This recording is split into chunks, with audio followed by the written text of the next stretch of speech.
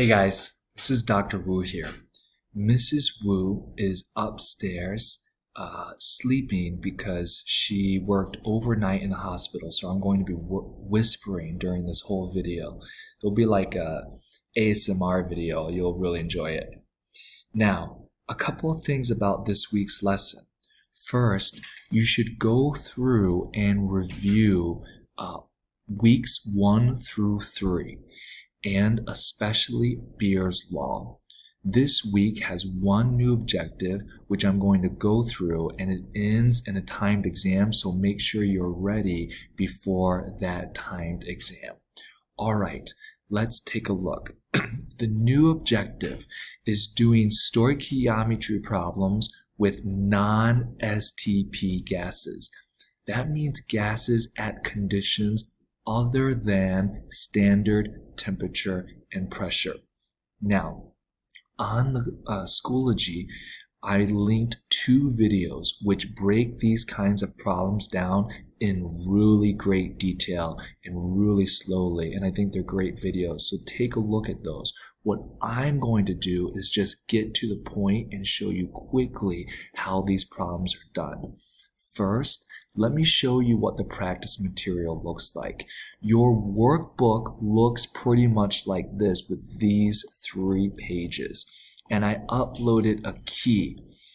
Now, the important thing to know here is that on pages 2 and 3, all of the pressures were converted to ATM for you.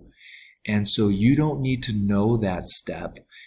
It shows you in the key that conversion, but the problems that you'll see all have to do with ATM, so you'll just use ATM. Let's take a look at this problem as a starting point. It says, solid potassium chlorate decomposes to produce potassium chloride and oxygen gas.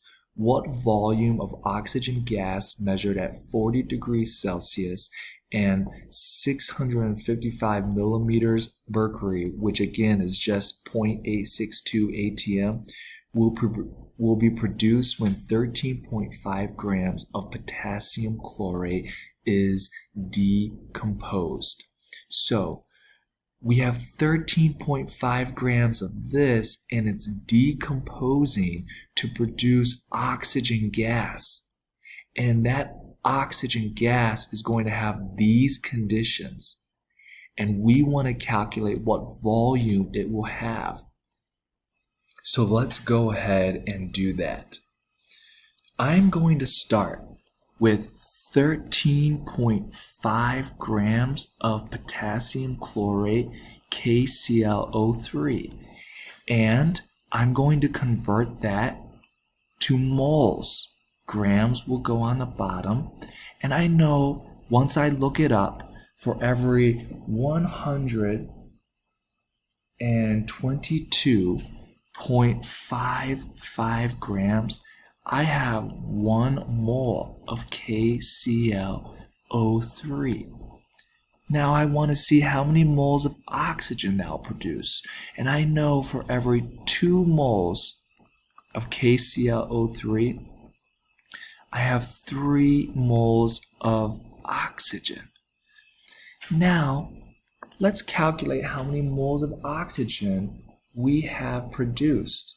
So I'm going to take 13.5 times 1 times 3 divided by 122.5 divided by 2, and that gives me 0.165 moles of O2.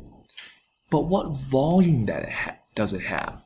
Well, since I have these conditions, which are not at STP, I'm going to use the Perv-Nert equation. PV equals nRT. And I want volume. So I need to get rid of my P. And so I will be left with V equals nRT divided by P. Now I'm going to plug in everything I have. N is moles. I have 0.165 moles of O2. For R, that's going to be 0.0821. You're going to get that on the exam. That is the ideal gas constant.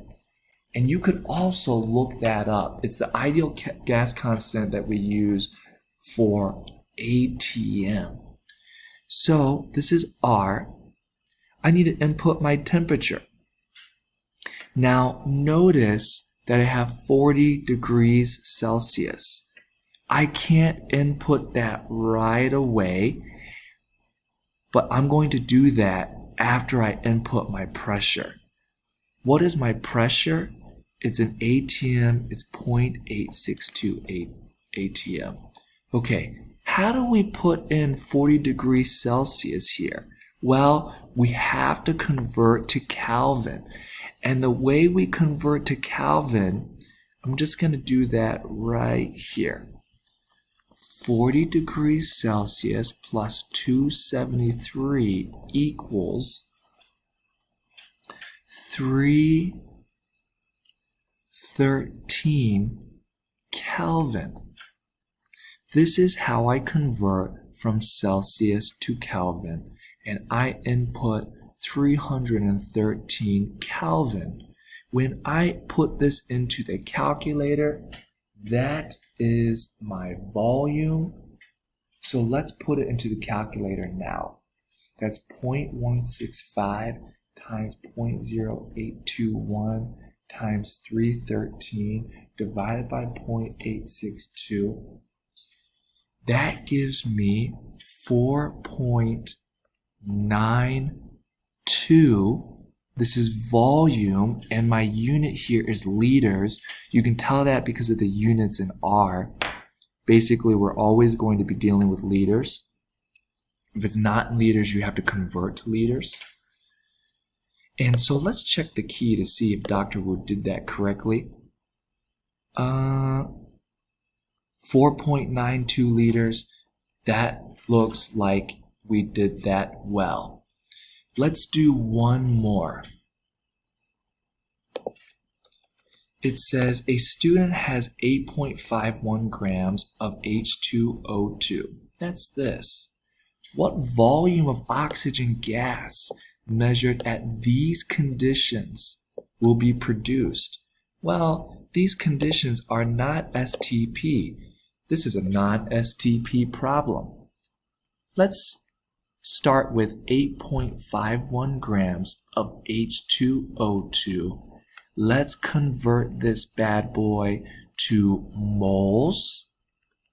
And if I look up in Google, well, Google tells me that H2O2's molar mass, I have 34.01 grams for every 1 mole. And I know that I'm going towards oxygen. So for every 2 moles of H2O2, I have 1 mole of oxygen produced in this reaction.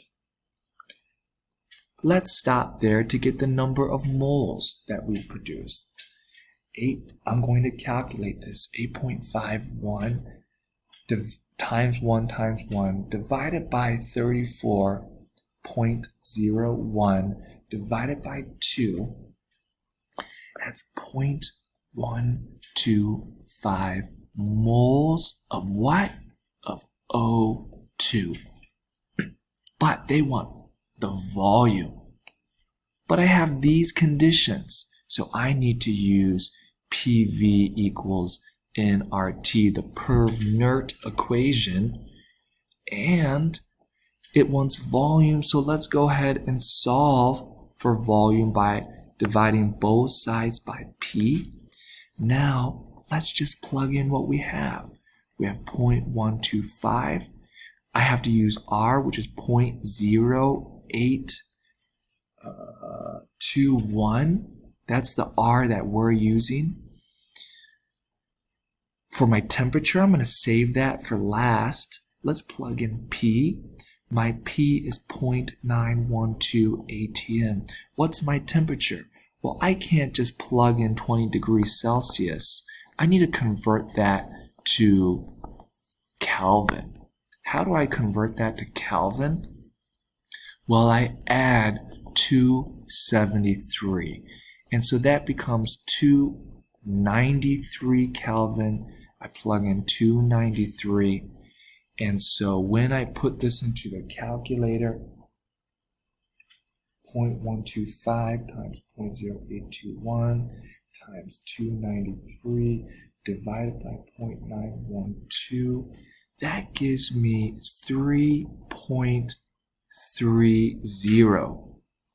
The calculator spit out 3.297, but I round up. This becomes a 0, and this becomes a 3. And this is liters. Let's take a look at the key. Number 2, they got 3.01. Let's see here. I got 3.30. Let me see. They may have did this calculation incorrectly, because I'm going to do it one more time. 0.125 times 0.0821 times 293 divided by 0.912. Yes, I get 3.30. This looks like it might not be correct. If you prove me wrong, I'll give you 10 warrior dollars. You can use them at the beginning of next year. Come back, spend your warrior dollars. Finally, let me say that I'm posting links to other videos that go through this even slower and in more detail. I just wanted to do it quickly and to the point for those of you who might prefer that. And to end today's video, I want to introduce you to a new member of our family, Arnold. Arnold, come here. Let me change my camera. Arnold, say hello. Say hello. Say hello to all my students, Arnold.